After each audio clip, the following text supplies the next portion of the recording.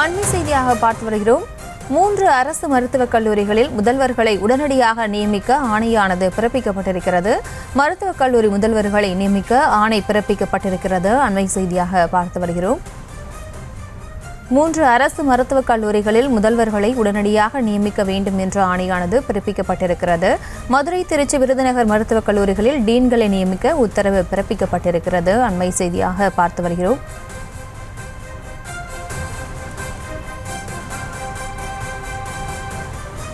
இது தொடர்பான மேலும் விவரங்களோடு இணைகிறார் செய்தியாளர் நாகேந்திரன். நாகேந்திரன், வணக்கம். மேலும் விவரம்.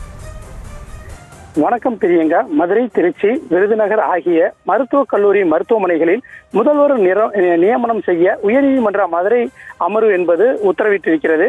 ஏற்கனவே அரசு கல்லூரிகளுக்கான முதல்வர் யார் என்று தீர்மானித்து வைத்திருப்பீர்கள். அவர்களை விரைந்து நியமனப்படுத்துவதில் காலதாமதம் ஏன் என நீதிபதிகள் இந்த வழக்கு விசாரணையின் போது கேள்வியை எழுப்பியிருக்கின்றனர். தென் மாவட்டங்களில் அரசு மருத்துவமனைகளில் காலியாக உள்ள டீன் பணியிடங்களை விரைவாக நிரப்ப வேண்டும் என அந்த நடவடிக்கையை நீதிமன்றம் முழுமையாக கண்காணிக்கும் எனவும் உயர்நீதிமன்ற மதுரை அமர்வு உத்தரவு பிறப்பித்திருக்கிறது. இது தொடர்பாக தமிழக சுகாதாரத்துறை செயலாளர் பதில் அறிக்கையை தாக்கல் செய்ய உயர்நீதிமன்ற மதுரை அமர்வு உத்தரவு பிறப்பித்திருக்கிறது. ஓய்வு பெற்ற நீதிபதி தலைமையில் அமைக்கப்பட்ட குழு கொடுத்த பரிந்துரைகள் என்னை பொறுத்த அளவில் ஏற்புடையது அல்ல என நீதிபதிகள் கருத்து தெரிவித்திருக்கின்றனர். மதுரையைச் சேர்ந்த வெரோனிகா மேரி தாக்கல் செய்த அந்த மனு அதில் என்ன குறிப்பிட்டிருக்கிறார் என்று பார்த்தோம் என்றால், மதுரை அரசு ராஜாஜி மருத்துவமனை முதல்வர் கடந்த ஏப்ரல் மாதம் 30ஆம் தேதி ஓய்வு பெற்ற நிலையில் தற்போது மூத்த பேராசிரியர் மருத்துவமனையில் பொறுப்பு முதல்வராக பதவி வகித்து வருகின்றார்.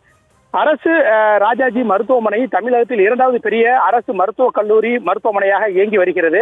நாள்தோறும் 10,000 நோயாளிகள், 3,000 உள்நோயாளிகள் சிகிச்சை பெற்று வருகின்றனர். மதுரை மாவட்ட ஆட்சியர் அலுவலகத்திற்கு அருகே 20 கோடி ரூபாய் மதிப்பீட்டில் கட்டப்பட்டு வரும் குழந்தைகளுக்கான பிரத்யேக மருத்துவமனை கட்டுமான பணிகள் மிகவும் மெதுவாக நடைபெற்று வருகிறது. மதுரை அரசு ராஜாஜி மருத்துவமனையில் புற்றுநோய் மருத்துவ மையம் முழுமையாக நடைமுறைப்படுத்த வேண்டும். வாகன போக்குவரத்து, நிறுத்த வசதி மற்றும் அறுவை சிகிச்சைகளில் தாமதம், அதிக அளவிலான கூட்டம், சிகிச்சை அளிப்பதில் தாமதம், தரம் குறைந்த மருத்துவம், அவசர கால மருந்துகளை கொள்முதல் செய்வது போன்ற பல்வேறு பிரச்சனைகளுக்கு தீர்வு காண நிரந்தர முதல்வரை பணியமர்த்துவது மிகவும் அவசியம்.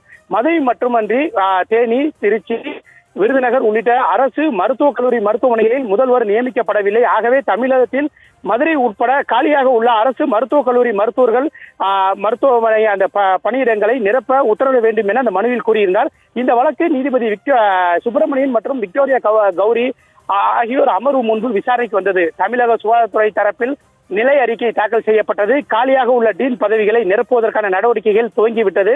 முறையாக அனைத்து கல்லூரிகளுக்கும் விரைவில் முதல்வர் நியமனம் செய்யப்படும் என தெரிவிக்கப்பட்டது. அப்பொழுது நீதிபதிகள் பள்ளிகளில் சாதிய மோதல்களை தவிர்க்க என்ன நடவடிக்கை எடுக்க வேண்டும் என தமிழக அரசால் ஓய்வு பெற்ற நீதிபதி தலைமையில் அமைக்கப்பட்ட குழு கொடுத்த பரிந்துரைகள் என்னை பொறுத்த அளவில் ஏற்புடையது அல்ல.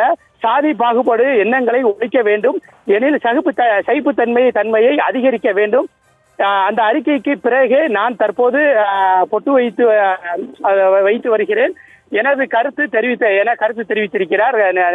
மேலும் ஏற்கனவே கல்லூரிகளுக்கான டீன் யார் என்று முடிவு செய்து வைத்திருப்பீர்கள். அதை நடைமுறைப்படுத்துவதில் காலதாமதம் செய்ய வேண்டாம். எனவே விரைந்து காலியாக உள்ள அரசு மருத்துவக் கல்லூரிகளுக்கான டீன் காலி பணியிடங்களை நிரப்புவதில் நடவடிக்கை எடுக்க வேண்டும் என இந்த நியமனங்களை நீதிமன்றம் கண்காணிக்கும் எனவும் கூறி வழக்கு விசாரணையை ஒத்திவைத்து உத்தரவிட்டுள்ளனர். பிரியங்கா, விவரங்களுக்கு நன்றி நாகேந்திரன். செய்திகளை உடனுக்குடனும் துல்லியமாகவும் தெரிந்து கொள்ள சப்ஸ்கிரைப் பண்ணுங்க.